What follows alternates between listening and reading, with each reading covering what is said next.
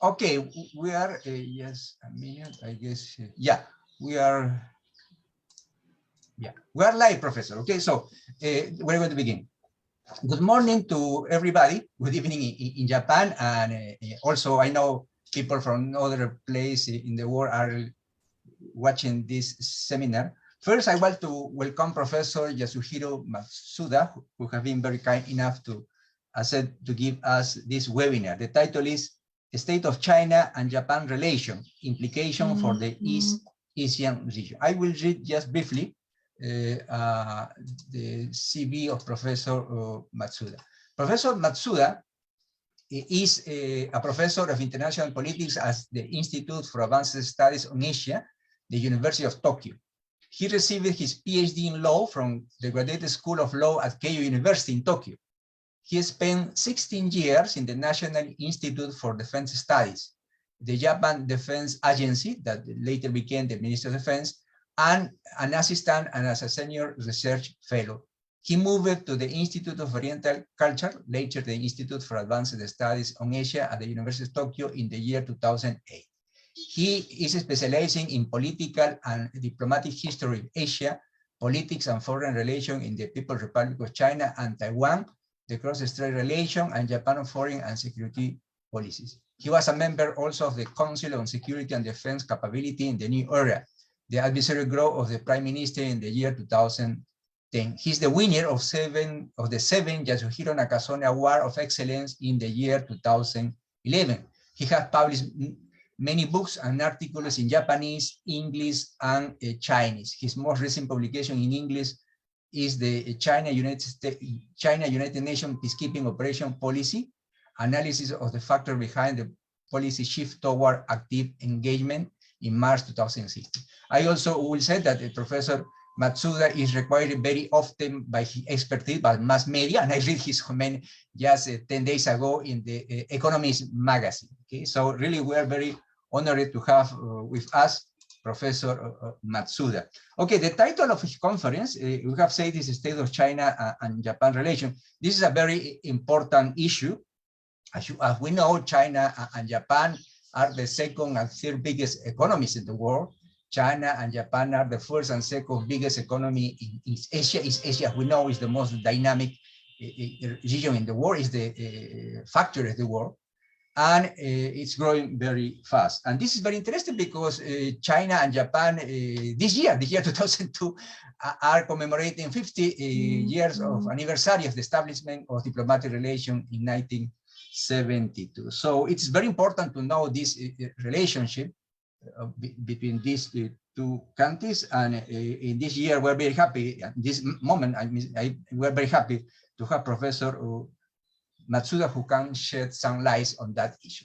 Thanks, Professor, again, and please, you are on. Please, the webinar is free.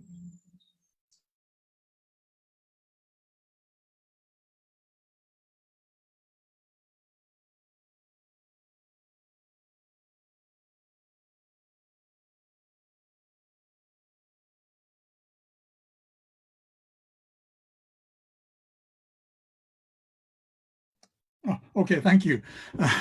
Thank you, mute me. And thank you so much for having me here, Professor Aquino.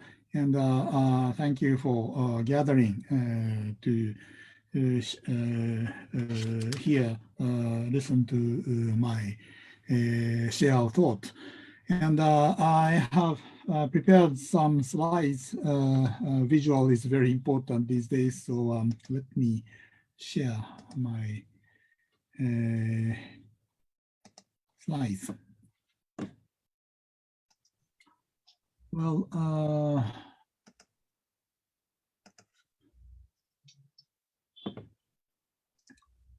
so can you see the slides? Okay, thank you. Well, China-Japan relations, Japan-China relations is very actually in a very tricky situation. There are a lot of troubles and problems, but still relatively stable compared to the relations between China and the United States, and China and Australia, and some other cases. what's actually happening now and what are the concerns of each other toward each other. So I prepared some items like this. So major concerns of each other and the future prospect. That's my points of today's talk. Firstly, let me introduce Japanese concerns toward China. Since I am based in Japan and I am a Japanese scholar, I might be very much biased, but this is the Japanese views on Japan's concerns toward China. So please understand, I might be biased. Firstly, China has changed greatly. So Japan's concerns over China has also changed greatly. So, for example, this is on China in the past maybe 3 decades, especially after the Tiananmen Square incident in 1989. If China's economy is stagnated, that's a horizontal direction, stagnation or modernization or development. And the vertical line is China becomes much more cooperative or hegemonic or unilateral. And if we draw this, then we can find 4 different scenarios or future views on China. So if China is failed in its economy and very much hegemonic, it'll become a kind of a rogue state like North Korea. If it's stagnated and cooperative, then it may be a kind of a failed state, which needs more, support from outside of the country.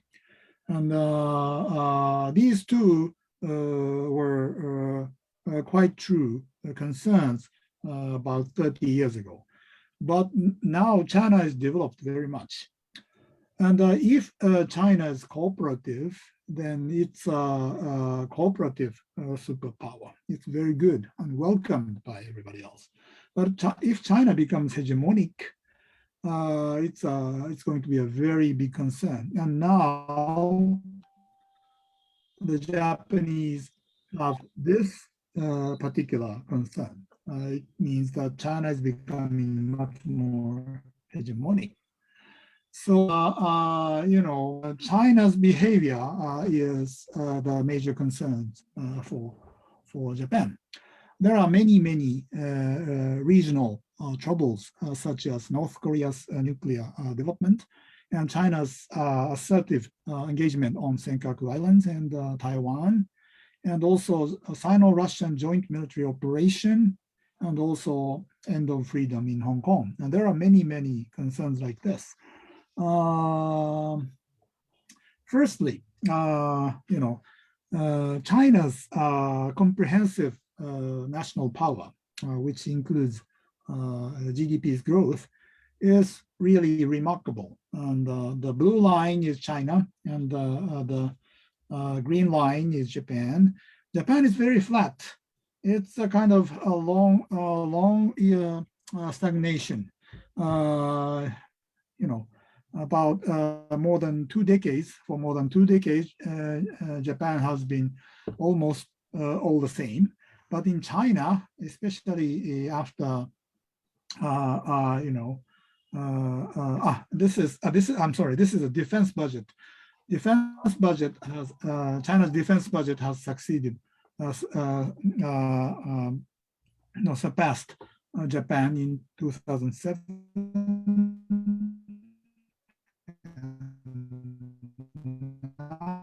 It's 4 times more than, and the GDP growth is really good. And so the comprehensive national power has risen very quickly. But it's okay if its behavior hasn't changed very much. The problem is its behavior has changed greatly. Firstly, China is now deadly developing its nuclear arsenals. In the security community, it was a very shocking news that the satellite photos found that more than 100 ICBM silos were found about 4 years ago. And that's really a shocking news. If all the DF-41, which can carry 10 nuclear warheads, were deployed in each silo, China's nuclear power will overwhelm the United States. And it may only take 10 years or so. So this is a very shocking news in the the security community. And also in the conventional power, China is increasing its military assets very quickly, like Air Force capability, modern destroyers and frigates, submarines, and fourth and fifth generation fighters, and also Coast Guard vessels. They're all of them are rising, and it doesn't stop. And Japan is all very flat. So the pressure coming from China is really big. You are living with the neighbor, which is developing economically and militarily extremely quickly. And the size of the country is 10 times more, or more than 26 times more. That's a very big pressure. And their activities and behavior have changed greatly. And these are the PLA, People's Liberation Army's activities surrounding Japan. And now it's a very common scene for the Japanese to see PLA vessels and aircrafts quite near its territory. And there is a trend. There are trends of PLA vessels and aircraft passages to the international straits inside Japan, and also scrambles against Chinese aircraft. These are all right in the long-term trend. Of course, there are some ups and downs, but basically, it started about 10 or 13 years ago, and now it's a kind of a regular mission for them. And this is especially pressuring Japan. Chinese Coast Guard vessels are always staying in the contiguous zone of the Senkaku Islands, and also regularly intruding into the territorial water of the Senkaku Islands. And the number of the vessels, and also the duration of the stay in the contiguous zone, and also their stay in the territorial water are rising. That's a very, very worrisome situation. And China also passed a new Coast Guard law just one year ago, and it allows Coast Guard to even fire against other countries' Coast Guard, which is quite rare in the international arena. For example, Japanese Coast Guard cannot fire other countries' Coast Guard vessels in any cases, unless the cases of self-defense. But China's behavior and legislation are becoming more and more assertive. And this is China's, behavior in the South China Sea. 7 features, rocks or reefs, were reclaimed as islands very quickly within just 2 years, and also they militarized some of those artificial islands. And there are regular patrol in the water in its territorial claim, which is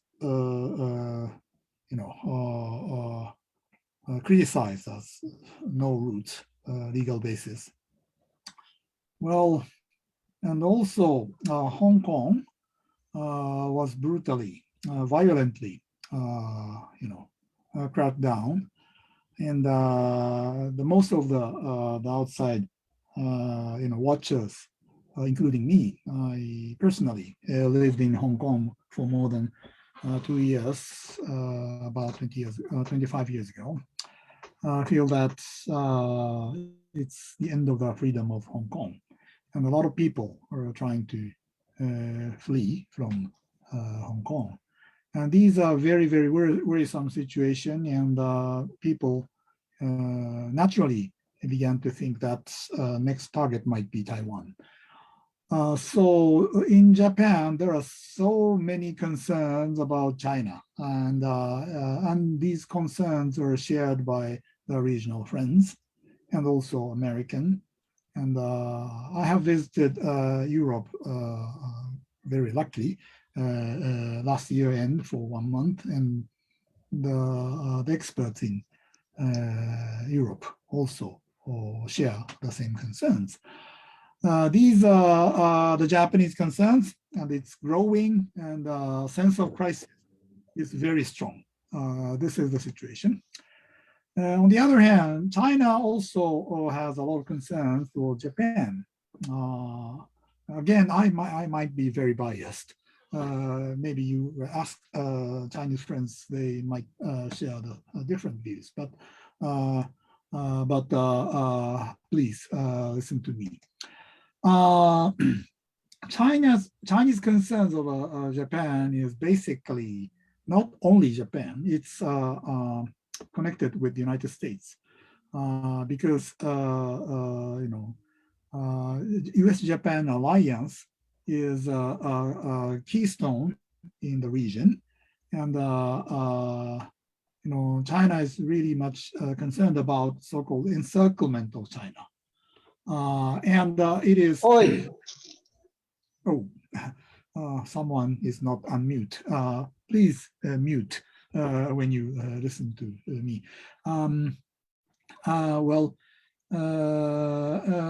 And Japan is a bit different from the United States. And Japan has a historical burden. Japan invaded China more than 80 years ago. And there was a huge disastrous result. And also after Japan became an economic giant, and also having sour relations with China and Korea, there are some growing nationalism in Japan. So the Chinese are really much concerned about them. And also they are very much concerned about possible quote unquote intervention over Taiwan. The US-Japan alliance covers regional security under the Article 6 of the treaty. So they are very much concerned about possible quote unquote intervention. And also Japan and Taiwan have very, very good relations. All the data, poll data, show that the Japanese trust Taiwanese, Taiwanese like Japanese. It's one of the best bilateral relations in East Asia. And it means that Japan may support Taiwan when Taiwan is pressured by China. And it actually happens. Japan has procured more than 4 million doses of the COVID-19 vaccines when China was trying very hard to encircle Taiwan. But Japan did this kind of support, and Japan was seriously criticized by China. I thought that China could thank Japan, but what happened was heavy criticism. So it's a kind of a big concern for Japan, for China, by seeing good Japan-Taiwan relations. And also missile defense deployment in Japan, because China used to have a minimum deterrence, a nuclear deterrence strategy against the United States. It means that the survivability of the nuclear weapons are not that high. So only a couple of, very few number of nuclear weapons survive and retaliate. That's the core of their nuclear strategy. But if there is a very good anti-missile system in Japan, those survived nuclear weapons will be neutralized. So they hate Japan's nuclear missile defense system. And also Japan also has an initiative on TPP. Now it's CPTPP, FOIP, Free and Open Indo-Pacific Strategy, and also Quad, the security dialogue among US, Australia, Japan, and India. China sees them as encirclement efforts of China. So, when China sees Japan, there are also 5 different future views. If Japan declines and or develops, or the vertical line is dependence on US and independence from US.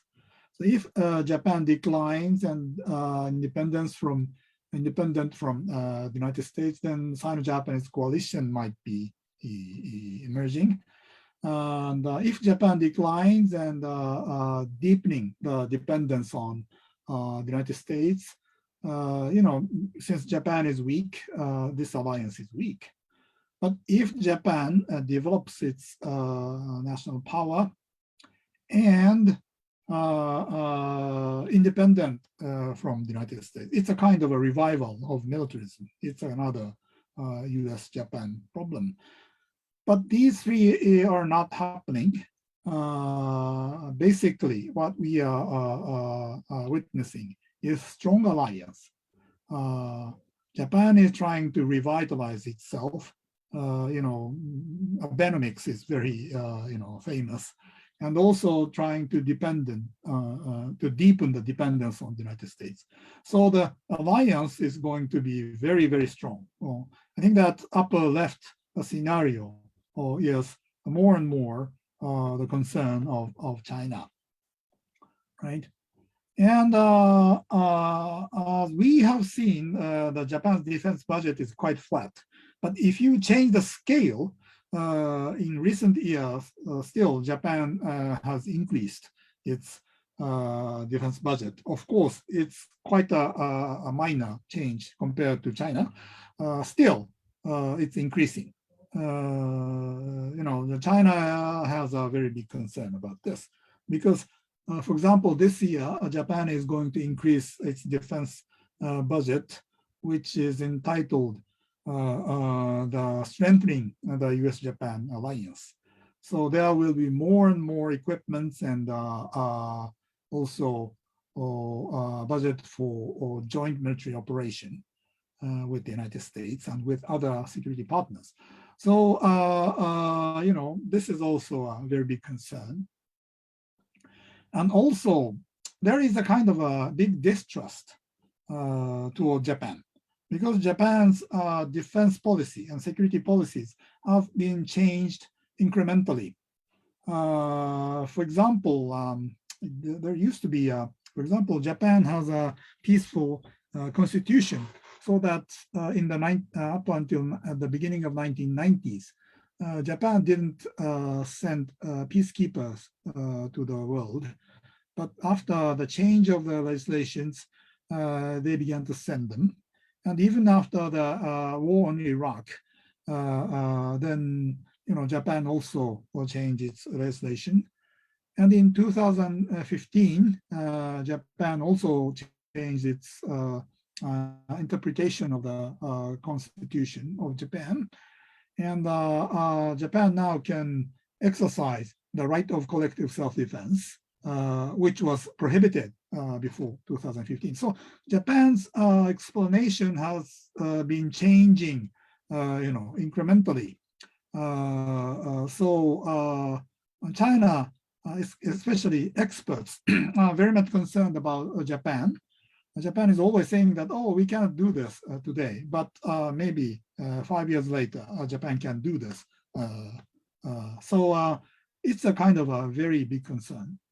Because Japan's potentiality is very high, and its potential, strong potential, combined with the United States, it's going to be a very big threat for China. So Japan has lifted many bans on its policies. For example, arms sales to other countries, it used to be banned, and also capability building support. Historically, it was called Military Advisory Group, but now it has changed the name, and capability building support for Southeast Asian nations, and they welcome Japan's this effort, and also joint military exercise with the U.S. and U.S. allies, and it's the number is increasing very quickly. So strengthening, enhancement of the US-Japan alliance is now going on. So it's an upper left scenario, right? And also Japan has a very good relation with Taiwan. This is a very famous picture of Prime Minister Abe and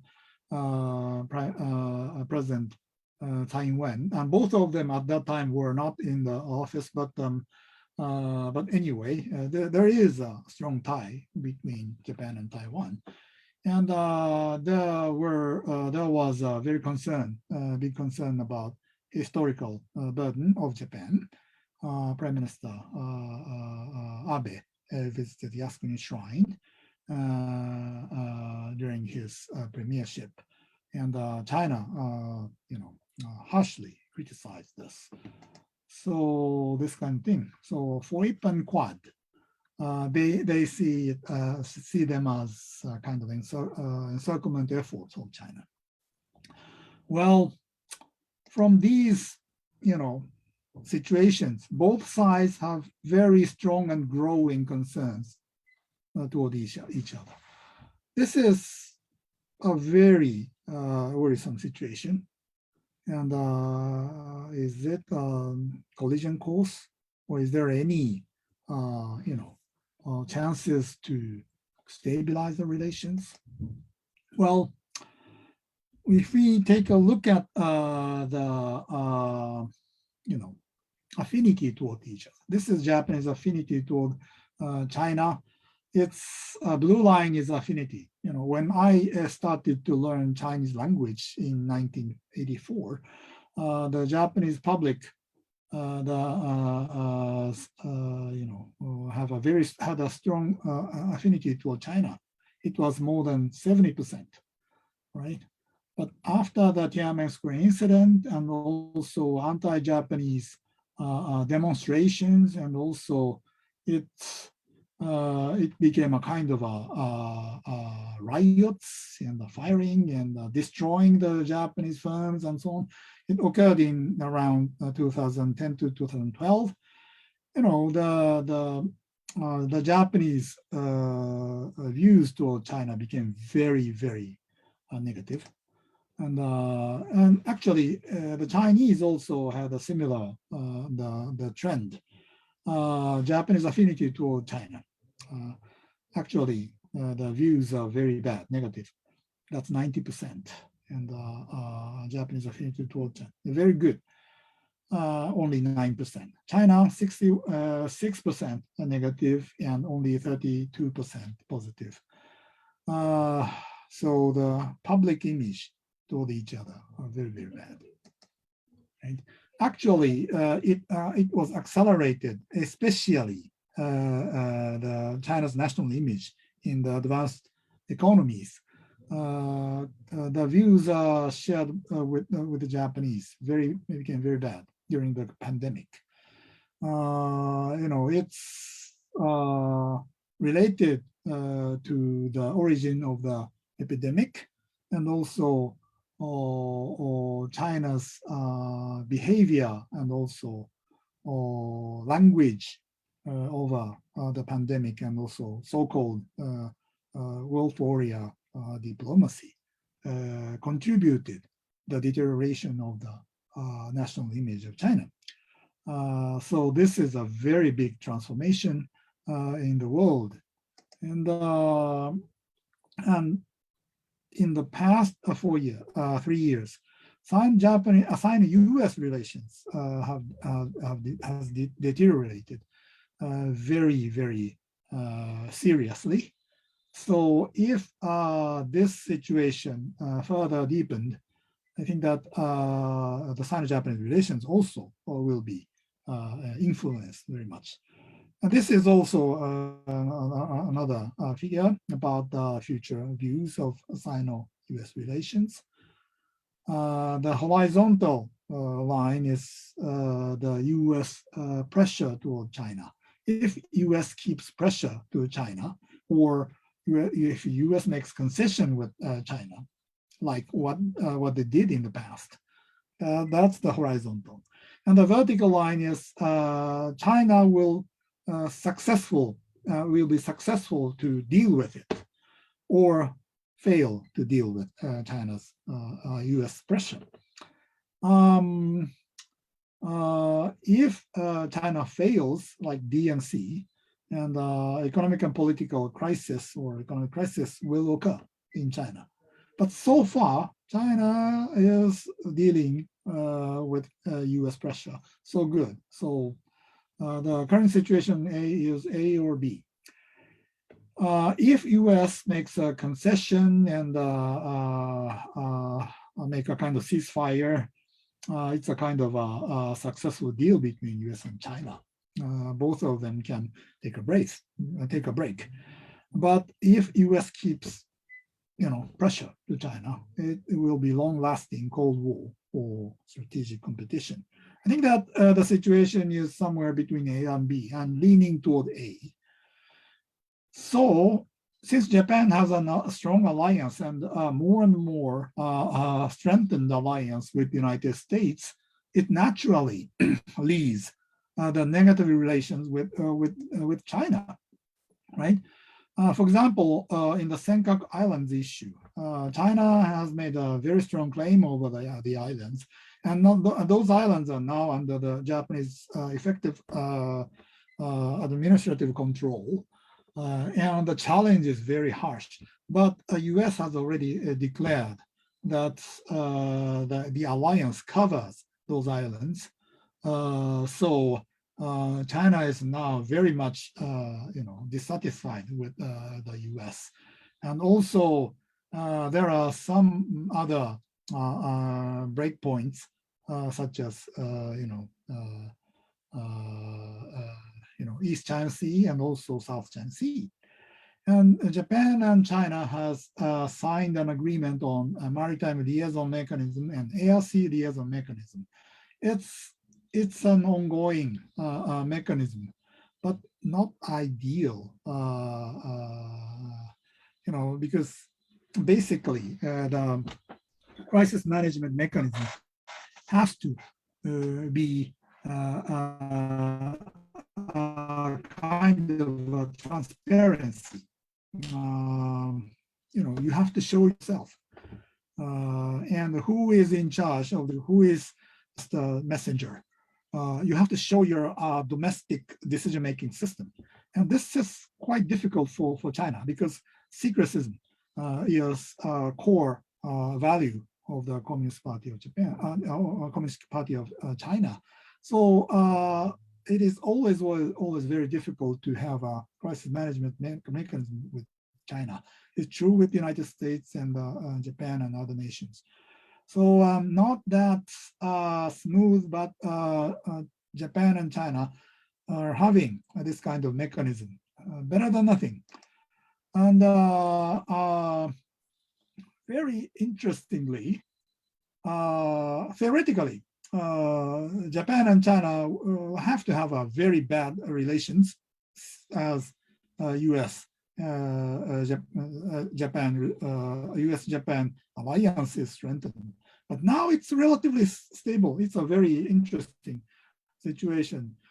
Firstly, because Japan and China already had extremely negative relations after 2012. And both nations have made a lot of efforts to ameliorate the relations. So it was a kind of an ascent phase of the relations in up until 2019. And the Japanese government, Abe, Prime Minister Abe has sent an invitation to President Xi Jinping for state visit to Tokyo.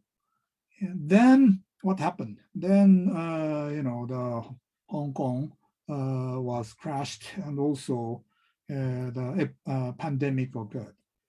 Well, and the US-China relations became very bad. So as for China, Tokyo is a relatively easier counterpart compared to the United States. And other relations, for example, UK's relation with China was seriously damaged because of Hong Kong. And other, for Five Eyes countries have also had very bad relations. And even in some major countries in the EU have soured relations with China. And Japan has just experienced very negative relations and becoming positive. And the Xi Jinping state visit invitation is not completely dead yet.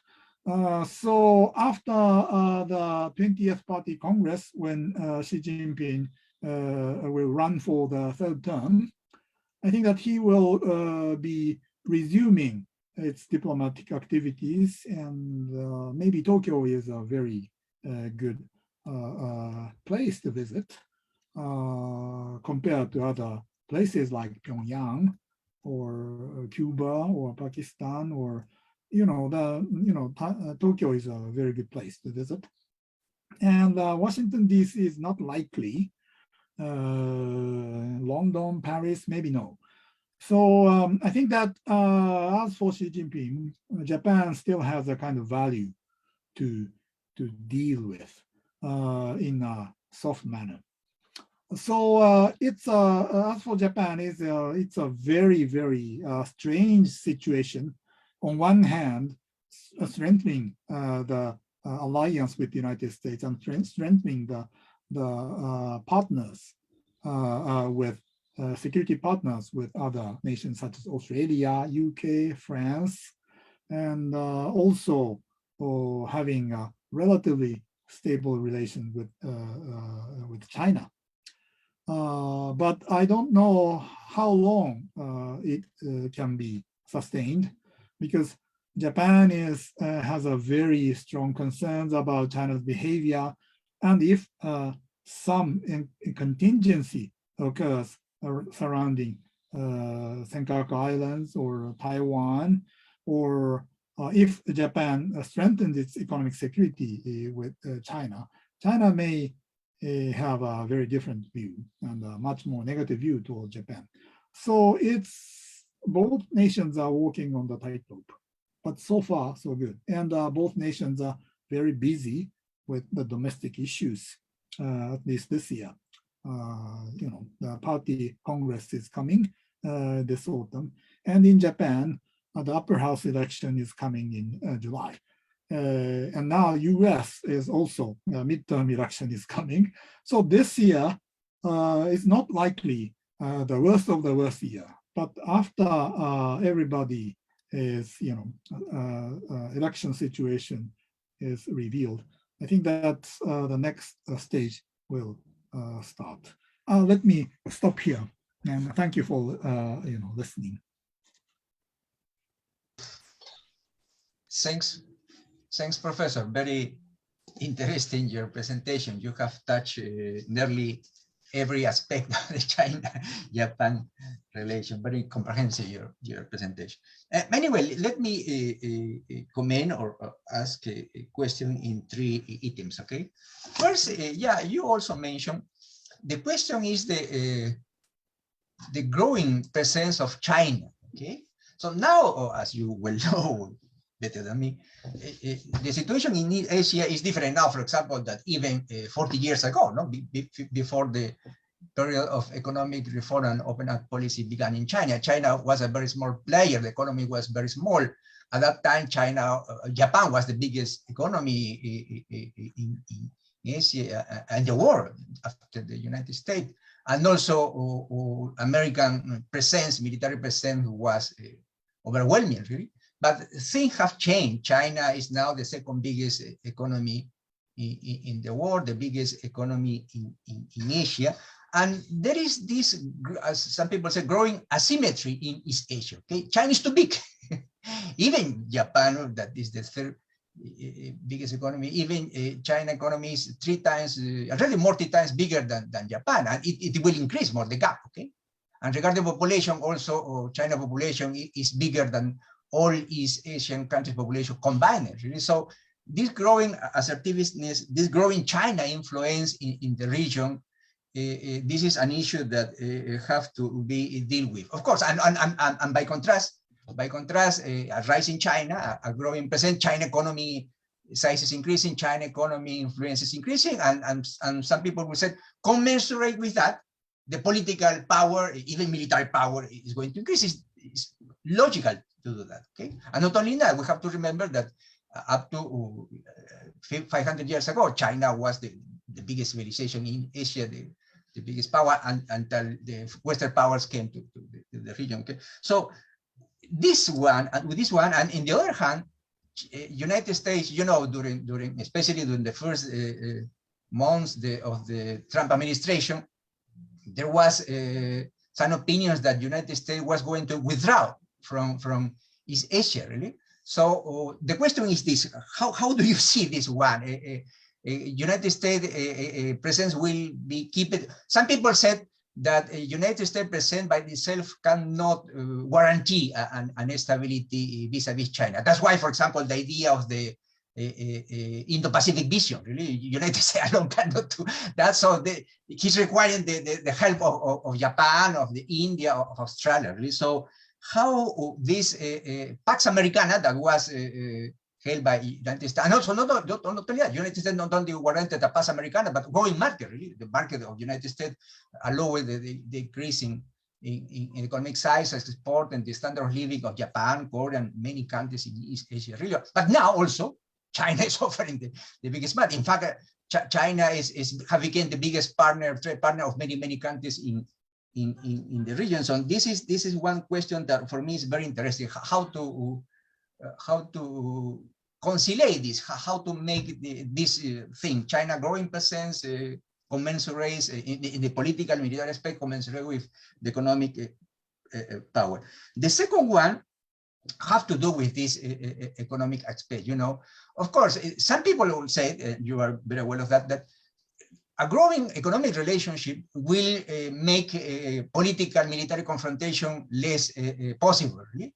And we know China and Japan have very strong economic relationship. In fact, for Japan, China is the biggest export market, and it is the biggest source of import. Not that way for China, but even for China, Japan is the second or third biggest source of import, and second or third for export destination. So, and in the RCP that you have mentioned, and in the possible CPTPP, China, you know, is trying to get admission into the CPTPP. So, do you think really the fact that as countries became more economically integrated, the possibilities of some political problems, military problems will decrease? And the last one, but beside that, we have to say something more. Of course, China and Japan relationship is getting stronger, but you know, United States and China have this economic competition. The famous decoupling, really, the coupling of their economies. United States think they are too much dependent on China, and even Japan. People in Japan said Japan is too much dependent on China. You know, now in the Kishida government is proposing in the Congress an economic security bill, really, to try to make Japanese companies less reliant on China part and components. So in one sense, we have the RCP, the CPTPP that is going to increase or will make it possible to increase economic relationship between Japan and China. But in another side, because of the United States-China confrontation, you have this decoupling. I want to ask you also how you see it. And the last one have to do with some question regarding the leadership in Japan and China. You have mentioned Xi Jinping is quite sure he will get a third term in the 20th National Congress of Chinese Communist Party in October. Some people said that Xi Jinping, or for that matter, China foreign policy behavior probably will change. Really, some people said Xi Jinping wants to be the leader, for example, that unify the motherland, Taiwan, for example, and this can pose for some experts some security issues. Really. But also, we have in the government of Kishida, he was, some people said Kishida is one of the Japanese politicians who have more knowledge of China because he was Minister of Foreign Affairs in the year 2012 to 2007. Just, you know, after the aftermath of the Senkaku Island nationalization by Japanese government. So he knows very well Japan, and also his minister, Hayashi Yoshimasa, really, who was also by the way, the chief of this Japan-China Friendship Parliamentary Union. So they say there are China hands now in power in Japan. So in that sense, that could soften the stance of Japan toward China. But some people say, oh, that can be the case. But also we know that Kishida have named this Gen Nakatani, who was a former defense minister, his special advisor on human rights issues, something very new, really. So just the last question is, do you see a role in this political relationship between these leaders? I mean, especially Japanese leader now, especially Kishida, especially Hayashi, both members, by the way, of the Kochikari faction of the LDP, who have, as you know, very close relationship with China. They can play a role in Japan's relationship with China. That's the question. I think my comments, Professor. Well, thank you very much. Questions are very, very, professional, and let me try my best. And as for the first question, I think that yes, you're right, and China is too big to deal with, and but still, China is not power in the all directions, in all areas.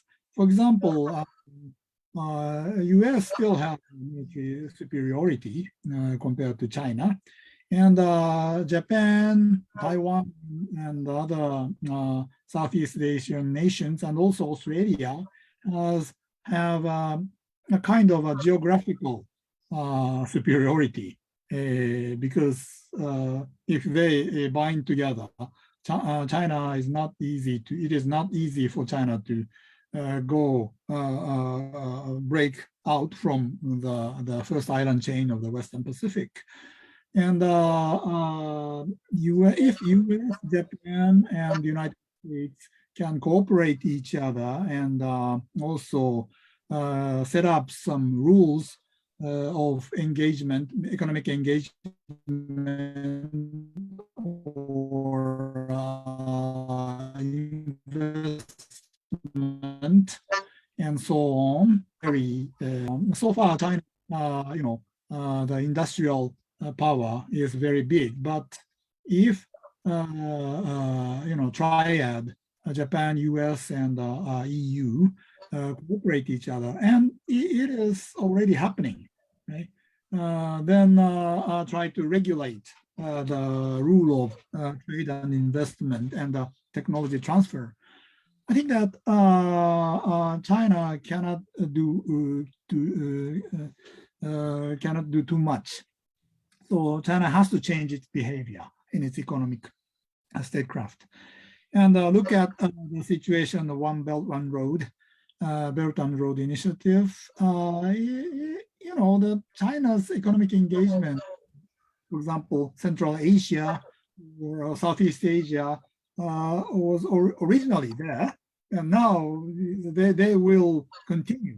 Whether they use One Belt and Road Initiative, that's the question. That's Xi Jinping's pet item. But anyway, their engagement existed and will continue. But still, the peak of Belt and Road Initiative was around 2018.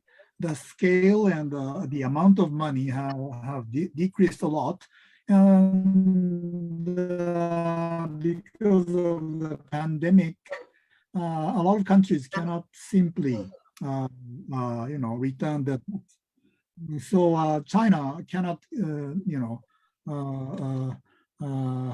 have more money back from those countries.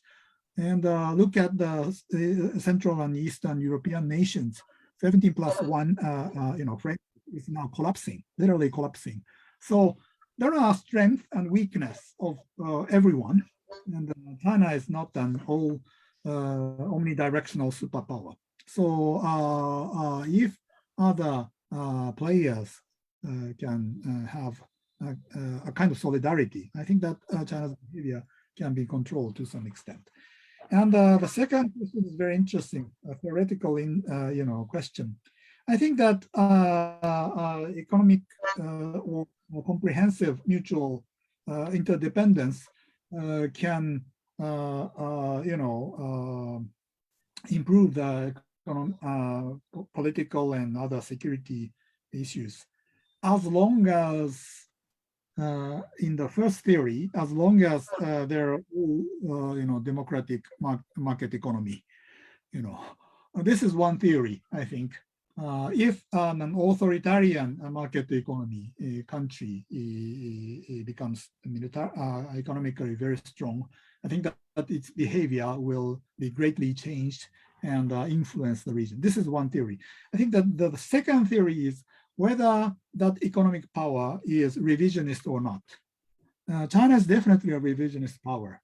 There was a discussion whether China is a revisionist power or status quo power.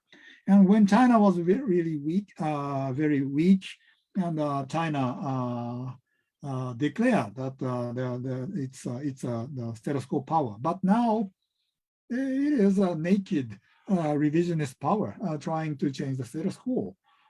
And they think that it is a matter of course because China became very strong. This is a very typical discourse, and we cannot accept it. If we accept it, the world will be, fall into turmoil, and war will never end. I think that anyone should keep the status quo. And if you want to change the status quo, you should take the peaceful means, right? So I think that there are two different answers to you. I think that two different, theories. And the third, it's a very difficult question. I'm not that, familiar with the economic issue. But I think that decoupling is going to be a kind of a new normal in some fields. Actually, decoupling was a normal issue. For example, in the dual use technology and also space and airspace technologies were decoupled between China and the United States and other US allies. And also internet is decoupled by China, not by the United States or Japan. China's internet is ChinaNet. It's not internet. It's totally decoupled with other nations. So any internet-related business cannot enter into China. You cannot use Google Pay. You cannot use any kind of digital payment in China. It's totally made in China situation. So I think that there are maybe new fields of decoupling, but there will be some quantitative growth of the economy. China's trade surplus hit a record high last year, right? And Taiwan's trade surplus with China, mainland China, also hit a record high last year. So I think that even there is a military, rivalry, and also economic statecraft, and people are, quarreling each other. But people have to live in peace and enjoy economic wealth. So I think that this is going to be a very difficult time for scholars to analyze these situations. Very, very different. Economic, military, people's mind, everything is, in quite different directions. Yeah, and this may be the new characteristics of the new Cold War, because, thanks to the nuclear weapons, major countries will never fight a major war. And they're always quarreling and fighting each other, but trade will go on, maybe. And the last one, it's very, very interesting. You are very professional. And Xi Jinping, I think that Xi Jinping's diplomacy and external behavior is not likely to change even after the 20th Party Congress, because it's not only him, it's the whole system. I think most of the subordinates are really scared because there are many crackdowns, power struggle, anti-corruption, engagement, and so on. And the domestic discipline is very tightened. And everybody is watching Xi Jinping's face. And Xi Jinping had almost no foreign experience. He grew up in the Communist Party, and he thinks it's very good, much better than US or other Western system. And the way he dealt with other country was not even realistic. The wolf warrior diplomacy is the very typical example. I think that those behavior should be avoided, but China didn't. On the other hand, Japan, Kishida is likely to have a stable, political environment in the maybe future 2 or 3 years if upper house election result is good for him. But maybe good, because opposition parties are very weak. So basically, he will not lose a lot. And Hayashi, his political ally, Hayashi Yoshimasa, is also a very capable person. Both of them are very capable, but basically liberalistic. They are not hawks. So in this situation, I think that former Prime Minister Abe and his followers are becoming more and more vocal on this issue. So it's a kind of unintended division of labor is going on. Abe is playing a bad cop, and Kishida is playing a role of the good cop. And actually, the Japanese people are very polite. Like people like Kishida and Hayashi are very polite, and they said nothing negative. But Kishida and Abe is going to be very vocal and assertive toward China, and he represents a kind of a true voice of the Japanese. So. Anyway, China has to deal with the good cop, the Japanese government, and the watching the bad cop. So this is not a bad situation, but it's not an intended, division of labor. It is unintended division of labor. I think that this is the situation in Japan. Thanks, Professor, for your answer.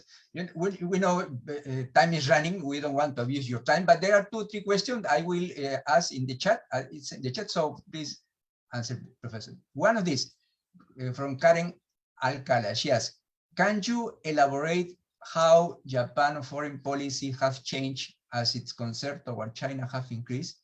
I don't know, perhaps you have answered it. Another question is, what could, and this is interesting, what could be Japan's position toward the request of China, I guess, to be part of the CPTPP, a request by China and Taiwan to be part of the CPTPP. And the last question, Professor, is how does North Korea increased missile testing affect the Japan-China bilateral relation? Okay, thank you very much. I think that first question is, I think that I have already answered during my speech. Because of the time constraint, I am sorry to skip it. The second question is very interesting. China's intention is to take the leadership in the free trade, so-called free trade world. So, but CPTPP is a very high spec free trade agreement. So it was a lot of Japanese experts thought that China was joking or something, but China is really serious. China is not joking. China thinks that China can change the rules of the CPTPP because China is so important. It's a big economy, and it's not good for the for other participants. Taiwan also quickly followed suit and tried to enter into CPTPP. I think it's really difficult for both of them because China can influence some member countries to stop Taiwan's entry. But US, which is not the member, but still can influence some other countries such as Canada and Mexico to stop China's entry. So the only case is that both China and Taiwan can enter. And this is not bad for China. China can import more semiconductors from Taiwan in that case. So it's not bad for China. So this is a very good tactics, a very good strategy. Yeah.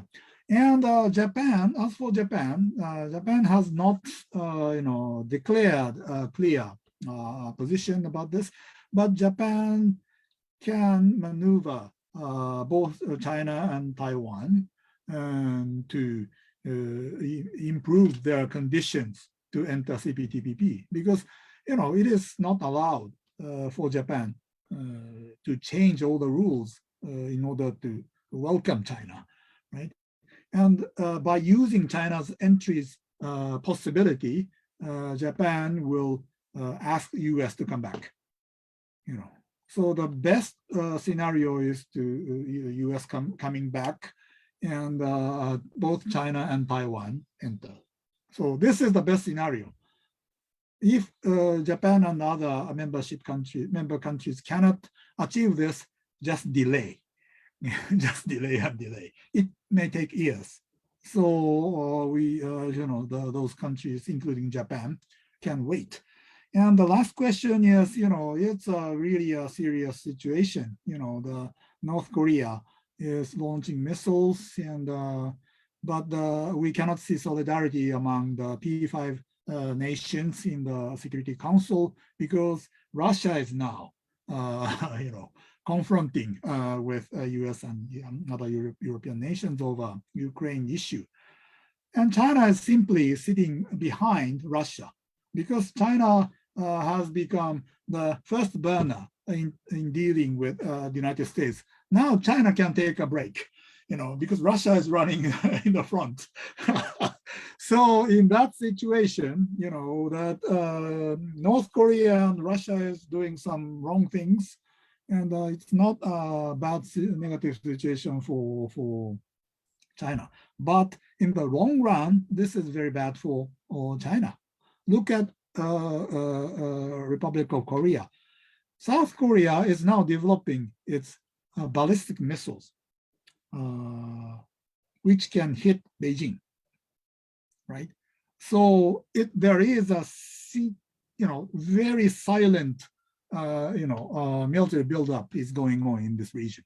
Japan is also trying very hard to develop its offensive capability, right? So if North Korea can do anything and China won't stop, North Korea, I think that more and more imagination will be stirred, and the arms race will be enhanced, and that's not that good for China. So anyway, this kind of situation should be dealt with by all the stakeholders in the region, but the timing is not now. Yeah, thank you. Perfect, Professor. You have answered the question, and I have also some questions, but anyway, it's already too late. Really, we're very grateful, Professor. It's already midnight in Japan. We have to thank Professor for his kindness to be until too late in Japan. Very comprehensive review of Japan-China relationship. We hope, Professor, in the future, perhaps we can have again you to discuss new development in China-Japan issues. Thanks very much. Just before finishing, to accept your invitation. Thank you. Yes, just before finishing, can we have a picture of all of us? If the one who can open the camera, perhaps we can take a picture together, commemorative picture, please. Okay, we will take a picture of all the person who want to take a picture. And in the meantime, I want to invite you tomorrow. There will be another conference by Mr. Kenya Hatakeyama. He's the chief officer of the company Gemba Smile. He will talk about the 5S, really a famous Japanese administration system of 5S. The conference will be in Spanish. I will read, sorry, Professor, in Spanish. Es la teoría y práctica de las 5 S. Detrás del éxito de las empresas japonesas. Mañana a las 7 de la noche, ¿ok? Okay, let's go for the picture.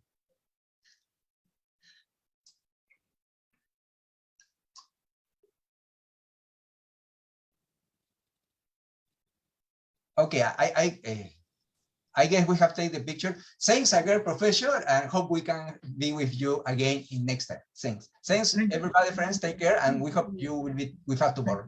Bye. Thank you. Thank you.